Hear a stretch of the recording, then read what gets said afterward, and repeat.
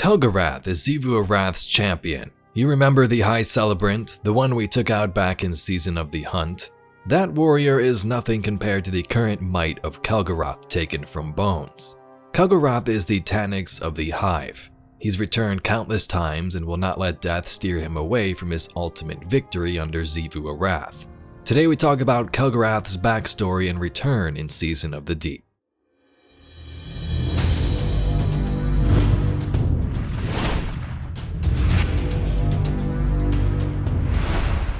Kelgorath is back this season. Our last encounter came back in Season of the Seraph in the Submine Vaults, and just 2 seasons later he returns in taken form thanks to a piece of Oryx's blade. We are first going to recap Kelgorath's story and then explain the current lore from this season. We've talked about this before a little bit, so if you'd like to skip the preview and head to the information on this season, go to this timestamp here. Kelgorath's story begins when he was just a simple knight following the remaining forces of Crota on the moon. Crota's bloodlines and even some of Oryx's would still thrive on the moon. Some of Crota's children would then make a deal with Savathun, which they apparently thought was a great idea. Savathun said, "I'll resurrect Zalmak for you and reform that Death Singer choir if you build a Scarlet Keep," and they did. As most of Savathun's agreements, this ended up being a trick to draw the Guardians and other attention to the moon to extinguish the remaining followers of Oryx and Crota, whom Kelgorath was a part of. Some of these Hive would worship and follow Savathun after this, as there was nothing really left to do. Kelgorath was among them for some time until he himself had enough. When the Witch Queen went into hiding in Season of the Arrivals, a new Knight Warrior would emerge. Kelgorath, Knight Champion of Death, kneels before his Shrine of Bone in the fog-ridden depths of the Ascendant Plane. Soulfire recedes into the ground around him. He places his forehead against his shrine, smudging a freshly bloodied sigil of Xivu Arath. He has added so many layers, but this is the first time the blood is his own. He does so to show his devotion, to reject the heretic sister, to pledge himself anew to war. The ascendant sky churns around him. He breathes deeply. It is his first breath of this life. He looks to the shrine before him, every vanquished contender ground to meal and packed between skulls to cement them in place. Trinkets of conquest and old spent weapons adorn the shrine from base to apex. He looks to them as he prepares to face his adversary. An empty ghost whose core had gifted to defected scarlet wizards. Its guardian had ended him many times, but he is Kelgorath, and through battle he is reborn. No guardian can escape him, for they are heralds of death and he swims in their wake. His eyes drift to another conquest. Crystalline implants torn from the forehead of an awoken Techian. He hunted her through the ley lines for 3 days, tracking her by the stench of her fear. When he found her, she brought the Ascendant Plane down on him. He did not fall for this trick twice. He caught her again with his next life. The Techian's final words echoed in his thoughts. "I still see the flecks of scarlet in your chitin. How quickly you abandoned your Witch Queen." Kelgorath recalls the night he renounced Savathun, the night he had scoured the scarlet from his flesh on the serration beds deep within the Hellmouth, the night Osiris slaughtered all Crota's kin. Savathun was weak to allow their deaths, to cede ground to the Celebrant, to Guardians. Xivu Arath avenged him. Xivu Arath took Osiris's light, and Kelgorath guzzled from it with vows of vengeance. He would prove his allegiance by stamping out any trace of the heretic sister. Herdru, his adversary, was a knight who still claimed fealty to Savathun. Herdru would be an instrument of example. Through battle, Kelgorath would confirm his new god. Through blood, he would erase the name Savathun and don that of Xivu Arath. He stands, bows, grips the cleaver and shield he will carry until he falls again. Herdru, he whispers to the bones. Tonight he will purify himself in death. So, Kelgorath hates Savathun, calls her a heretic, and sides with her sister in Xivu Arath, becoming a Wrathborn. From that card, we can see some of this knight's adventures, killing a guardian after dying to them many times. chasing an awoken Techian by her stench in the Ascendant Plane, and in the end learning from all of his mistakes. This is important. Kelgorath doesn't give up. No Guardian can escape him, for they are heralds of death and he swims in their wake. As for us, we first meet this knight in the opening mission of Season of the Lost. We search for Osiris as Xivu and her forces learn of Savathun's ritual. She's trying to remove her worm. Xivu sends Kelgorath to stop this, but we find and kill him first.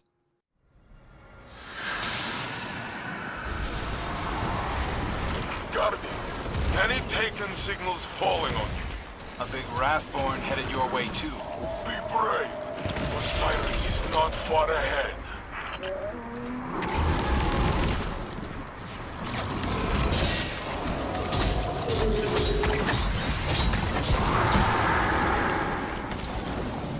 I am not far ahead of you, Guardian. We converge on Osiris' signal. We fight this knight once more halfway through that season. We are searching for Agger's scepter, and Kelgorath wants it as well. This time though, we can see he has evolved. Instead of being a smaller knight and just having a sword, he now has a giant crossbow and backup forces, but it still wasn't enough.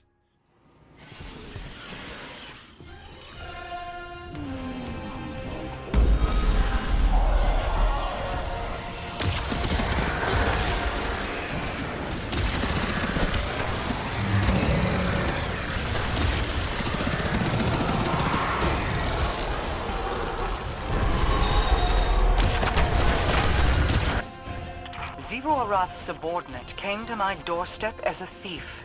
Their death is the price of encroachment. In the last mission of that season, Xivu is so desperate.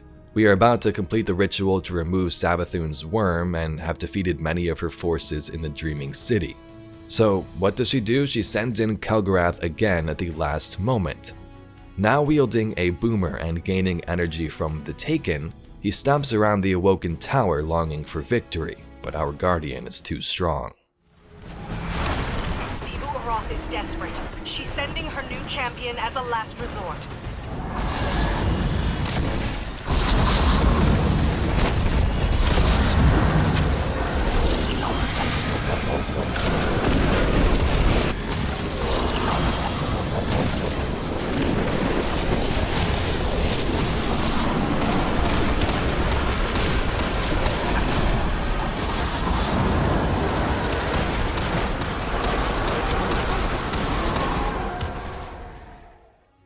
Xivu brings Kelgorath back once more and stations him in the submine facility on Mars to steal secrets and guard it as they attack the mainframe and Warsat networks.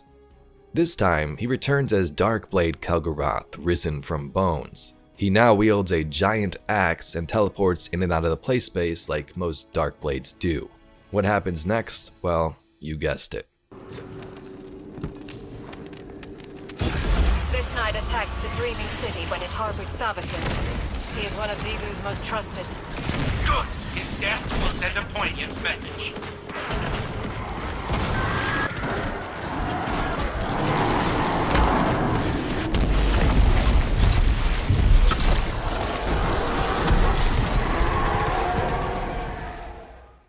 Carve unto me a tribute of wailing prayers. Xivu Arath, Hive God of War. That knight we're facing, I've learned more. Their name is Kelgorath and serve as one of Xivu's lieutenants. The Hive here tithe to them. They say the knight is risen from bones, immortal. We'll see. So we saw back in the Dreaming City, Kelgorath was channeling Taken power, but now he's become a Taken knight himself after the events of Seraph. From the Thin Precipice lore this season, we see this. Kelgorath kneels before a feeble altar in an empty court, a dead knight's realm, a shriveled, fleshless rind, a cautionary tale. A wizard floats over the altar. The High Celerant's domain was once a grand place of adoration.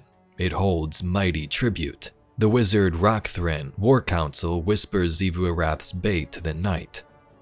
Kelgorath remembers how Savathun sought the sky and became its puppet, all so she could usurp sword logic. Favor wanes, it can be rekindled. You were disarmed, shamed, beaten so many times by a light wielder. Kelgorath stands, spinning to face Rockthrin. He thrusts a claw forward at the wizard's throat, but she swoops back from his reach. Kelgorath sneers. I need no blade. I am wielded. The plates upon my body are razors. Should you have remained with Savathun and prayed to her to give you the light, perhaps you would have found greatness then. You wither without her favor. I spit on the witch sister. I am an instrument of war. Not yet, not truly. Rockthrin conjures a dark bolt of lightning that saps the room's dim lighting and casts into the altar. The altar splits apart with a timbered snap, revealing an emerald sliver of a blade, bleeding shade and whispering rapture. A shard of the taken king's blade, conquered out of love, stolen away from Saturn's shadow. Kelgorath fixes upon the blade shard. The wizard gestures to it with a lipless smile, and the knight steps forward. I will take it, to be an instrument of her will, to cleanse the hate of weakness with loving violence. Kelgorath genuflects and closes his claws around the emerald sliver, wisps of shadow spilling between the gaps in his claws. I offer myself to this union. The barrier of his flesh melts away. A will not his own enraptures him. Kelgorath, risen from bones, taken by war. So that was the moment Kelgorath was taken. In another card, we see he leads forces of Xivu Arath in an invasion on Titan after the pyramids arrive. They descend past the remnants of Savathun's stench on the moon, past her song Shrieker, past long dead bodies of her brood. Xivu Arath is summoned through a ritual. Titan fell into darkness only moments before the first Tombcraft arrived. They bore the burning sigils of war, dripping soulfire from their branded halls as if it gushed from an open wound. Beneath the churning sea, a guardian light wrapped in metal, yet to be coiled in promise, watched the skies turn to ink, and Hive fiends disembark the invading craft. Proclamations scattered across the methane ocean, eager words searing each wave's crest with jade flame. The Hive's intent was clear: tear asunder the claims of the Witch Sister, raise the banners of war. Led by a massive knight, acolytes descended to depths once infested by denizens of the lie, down where the song of trickery echoed from long-dead shrieks. They marched in adherent procession, surrounded by a host of thralls that defaced the remnant traces of Savathun's holdings with hungering delight. Held aloft in the claws of a central acolyte was a wizard's skull, recovered from the flame-licked wash before Titan's capture. The acolyte delicately placed the skull upon a ragged sheet of conquered faux flesh, while others carved a circle of runes around it. The acolytes took position over the runes. They threw their heads back and howled a discordant melody that ignited the rune circle, consuming each of them in soulfire conflagration. The melody took hold, flooding the flesh of the accompanying thralls with frenzy. They surged forward, kicked and clawed their kin in a mad scramble to reach the skull first, to claim it. Each time the melody thrummed, an acolyte turned to ash. Each time the melody thrummed, spilled thrall viscera twisted into fetid swirls around the skull. Blood and ash was offered until none remained. The knight stepped forward, brandishing a blade of deathly menace. I call Xivu Arath. I invoke war's presence. Take this drag cast out by your sister. Take her claims as your own. The churning soul flame was drawn into the knight's deathly blade, then plunged into the wizard's skull. The runic circle projected an ancient realm, and the knight felt watchful eyes leering from atop a distant black terrace perched above the projected realm. The thunderous response pressed him to his knees. Kelgorath, I accept thine offerings. Through will, lies are unearthed. Through will, lies are made truth. Through will, lies fall to conquest. Kudazad bound, you are named in service. So Xivu's forces head to Titan and Kelgorath summons Xivu here. One of the wizards we also fight was the one she mentioned at the end there and is seen in the deep dives. So that was the current story of Kelgorath. During gameplay, we actually hunt him down once again this season, and we can see his appearance is different. He looks more like Malak with a different Taken appearance as a knight, and as we kill him, it looks like he retreats back to some Ascendant realm. It doesn't look like he dies, he swirls up and disappears, so we can expect him to return at some point. So rich in fact, that it has attracted the attention of a Taken knight and their minions. And they're radiating Taken energy, turning our hall rancid. You know, this guy's pretty resilient. Wouldn't make a bad primeval.